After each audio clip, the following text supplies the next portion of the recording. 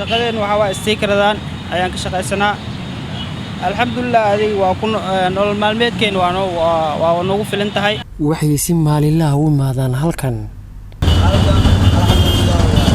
waa saddex dhalinyaro oo saaxiibo ah waxay ku saaxiibeen hardanka nolosha mid walba oo iyaga ka mid ah wuxuu qabtaa shaqo iftiinka ka dambeeya inay sal u tahay qoysas subax walibana waxay u soo jarmaadaan halkan shaqada ay qabtaan dhalintan waa shaqo dhalinta ku jiilka ah ay ka faanaan shaqooyinka ayaana kala ah tolidda darbaarka mootooyinka iyo nabar qoridda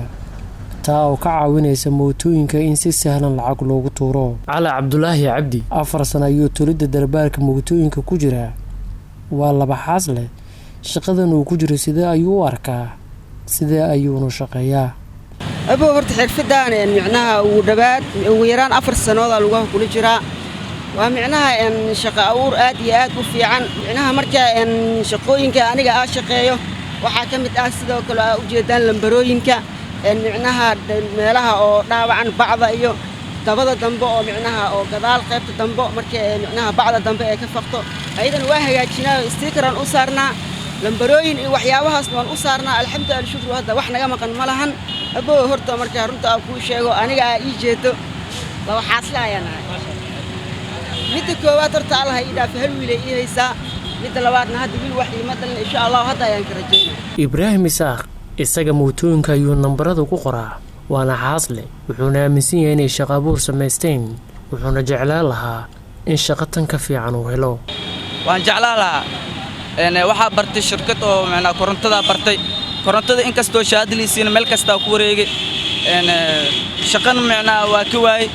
shaqadana waxa ay keen nuur shaqada run ahaad mustaqbal ma laha hadhow daa noqon kartaa adoo daa meesha ma soo istaagi kartid qof weynaad noqonay ana macnaa maadaama aan hadda macnaa reer aan leeyahay waxaan jeclaan lahaa shaqo ka fiican in la siiyo Cabdulaahi Axmed isaga Daynil ayuu shaqadan kaga imaadaa haasaati isaga wuxuu kaga gedisan yahay saaxiibadii wuxuu codsanayaa shaqada mid daanta in loo raadiyo shaqadana hal xaas waxaan ka biilaa 2 caruur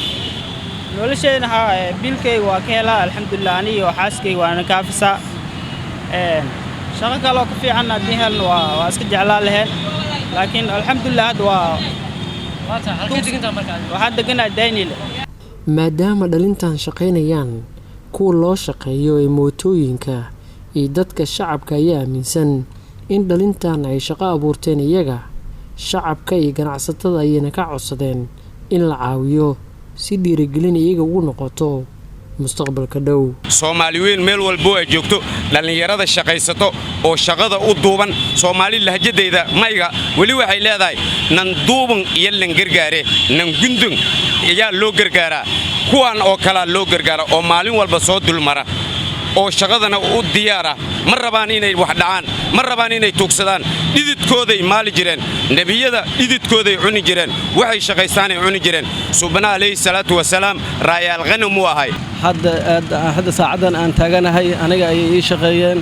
baahi ay qabay waxa waa qayb kamid ah daaweeyeen waana dhalinyaro aan saaki aan u soo bixin inay wax dhacaan inay waxa weeyaan si kale wax ku farsamaystaan laakiin u soo baxay inay xoogooda ay maalaan oo mataqaana ay shaqaystaan dhididkooda cunaan waana dhiirigelinayna waana soo dhaweynaa dhalinyaradan ayaa la hami fog haasaatee shaqada iminkay ku jiraan waxay jeclaan lahaayeen in laga caawiyo si shaqo kale oo ka balaaran ay u qabtaan maxamed cabdulaahi jameeka muqdisho Cable TV